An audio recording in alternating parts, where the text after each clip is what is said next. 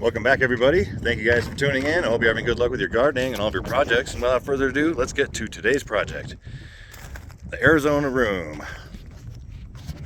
So we've got our footer complete. We backfilled all the way around. Got everything nice and tamped down with this wonderful machine right here. Thanks again, Mr. Pete. He let me borrow that, and it has been a wonderful tool to pack down all this ground out here.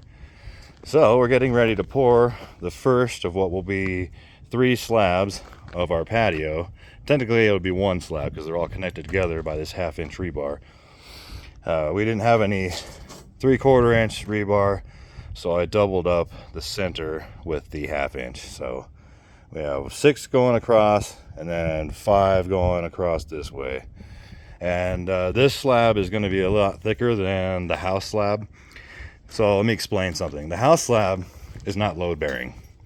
The ceiling, the roof structure rather, is supported by the shipping containers, not the floor itself.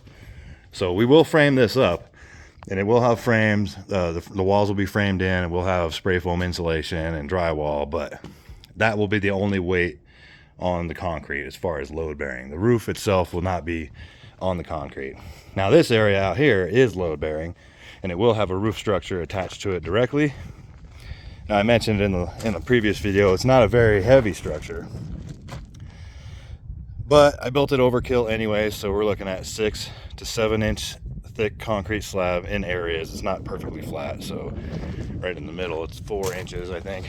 There's no gap there, but as it goes out towards the ends, I made it so that the outside walls will be, or the outside slab will be a lot thicker, and that will be sitting on an 8 inch high slab. So we're looking at 14 inches around the outside, give or take, because it's not exactly perfect.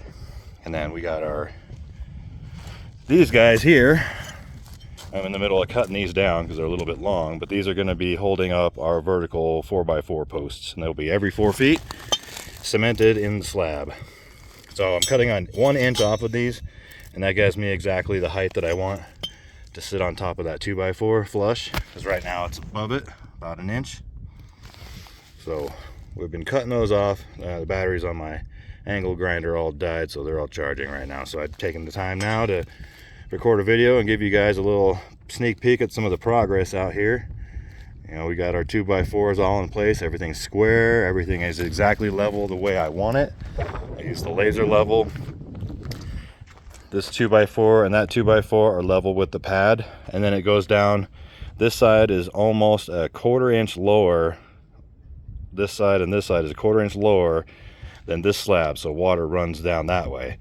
And then this side will be higher than this side, so that water runs this way, like that way and that way. So when the floods come, water runs down the road and it comes down here, and then it goes off that way and then back down the road and then into our berms and swales. So we want this up above the ground so water can't penetrate it, so it'll be plenty high for when the monsoons come. And when it does rain sideways and rainwater does get in here in the patio, it will go that way and that way, away from the building. So we were going to do a lip here, but we decided to do it flush, and as long as I have a nice slope here, the water cannot go into the house. And then this will be completely sealed anyways at the bottom, because it's got that 8 inch thick footer, and then 10 to 11 inches wide in certain places. Like right here it's 11 inches wide, over here it's 10 inches wide. And that's the only reason that is because we were using scrap wood, and I didn't want to cut the wood up because it's not mine. So we have some weird little jogs like that and like this, which will all be covered up, and that won't matter one bit. It's not going to weaken the structure.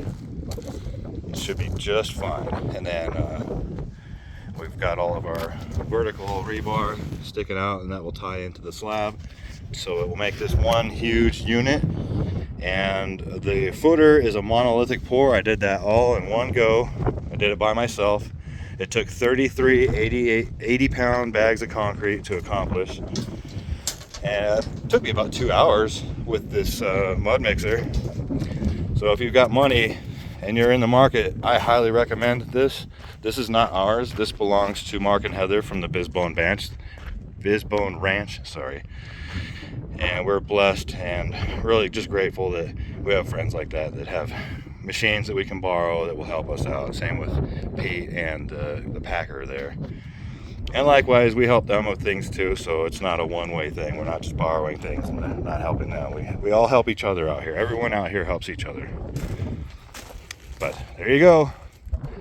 And then there's a golden heeler Holly dog. Good girl, Holly Bear. What are you doing? Are you gonna be happy? Happy? Good girl. Yes, you are. Good girl. All right, guys. Thank you guys for tuning in. If you have any questions or comments, pop those down below. Give us a thumbs up. And as always, keep building and try to be good to each other. Some of us aren't here for very long, and a little bit of kindness will go a long ways.